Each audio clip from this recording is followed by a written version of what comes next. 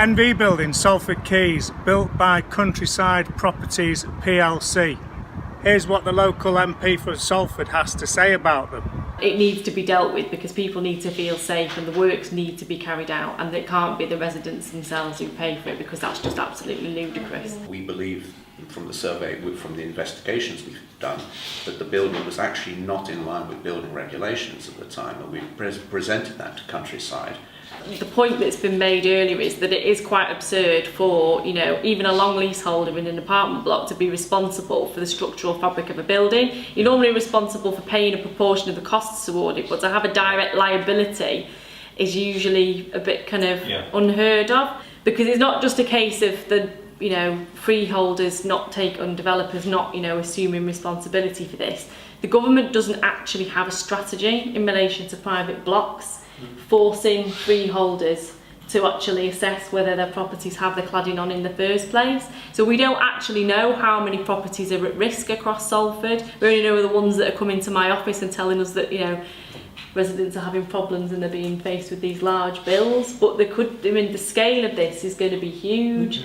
And the government so far has buried its head in the sand. It hasn't even got a handle on social properties, never mind private properties. One MP's group is recommending replacing all flammable materials, even on existing buildings. The problem that we've got is, like I said before, is that most people won't know that they live in a property that's clad in this sort of cladding, because they won't have done any tests. The freeholder and the developer, or even the residents association, won't have even thought about it. So it's only the few places where we've got people with the wherewithal to think, oh God, we better check this out, that we're starting to hear about it. And because the government's not mandated that properties need to be tested or told, any specific group, whether it's the freeholders, the residents or the developer, to test them, and said you have to do it within a specified period of time, it's not happening.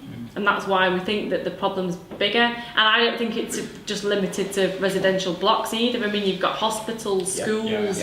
Yeah, well, this all goes back to, 2009. There was a fire in Lacknell House in 2009 in London, and the coroner's inquest following Lacknell House said that any properties over a certain height had to have sprinklers retrofitted in, and it said quite clearly that building regulations as they stood weren't fit for purpose and needed to be completely overhauled. But then nothing happened for years and years and years, and then eventually, obviously, we had Grenfell and the horrific tragedy there, and the government's realised, actually we better get our act together and get our building regulations sorted out. If the liability was found eventually to lie with the freeholders or the developer, then they'd be covered by warranties essentially, because they have to enter into a load of warranties when they're constructing the building. And then they would take legal action against whoever it was, the company that installed the cladding in the first place. If the liability doesn't lie with any groups and it's not, haven't missed something on their part, and it is genuinely because the building regs weren't fit for purpose, which is what I think is probably going to be the finding, then the responsibility lies with the government. And the government has a duty to provide funding for freeholders to be able to carry out these works. This is going to be a massive civil claim. On a scale that we've never seen before. And I think that's why probably the government's dragging its heels so much, because they know how massive this is going to be.